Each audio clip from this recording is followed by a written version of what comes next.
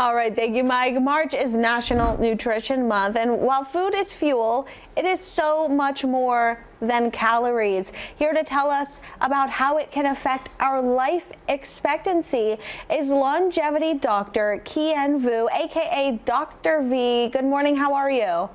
Good morning. So good to be with you here in March. Yeah, absolutely. So tell us what your golden rules of healthy eating are. Well, the golden rules of healthy eating are actually quite simple, and I want everyone to remember the word swap. What we don't want is we don't want to be sad eating the standard American diet. So what do we do instead? We swap.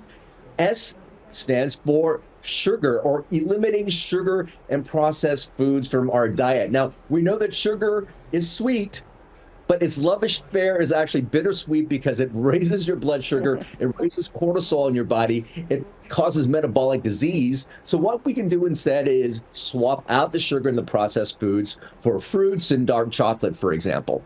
The Okay. next thing I would probably say is W, which is water. It says hydrate intelligently. What do? We need good clean sources of water, such as spring water. If you're going to be using tap water, I highly recommend a filter, and then add a little bit of Himalayan sea salt or electrolytes to make sure that your cells get hydrated as well. What is the A in swap? It's avocado, or eat healthy fats. Fats are friend, they're not our foe, but the healthy ones include olive oil, coconut oil, butter, ghee, tallow. All these are good fats. We could also find them in nuts and seeds. And what is P? P stands for protein. So eat clean sources of protein, which means if you're going to eat meat, have it be grass-fed, grass-finished. Make sure that the fish is wildly caught. Beans are also a great source of protein, but make sure they're cooked well to remove the lectins. Everything that I just mentioned in swap here really means just eat whole, real foods. Eat the rainbow of color in your vegetables, eat some clean sources of meat, and you're going to Okay. be living a long time. Okay, now there are a lot of diets out there. I mean, Yeah. whether it's out of necessity or for losing weight, you name it. There's paleo, there's primal eating, there's keto, there's intermittent fasting. The list goes on and on. How do we know what's right for us?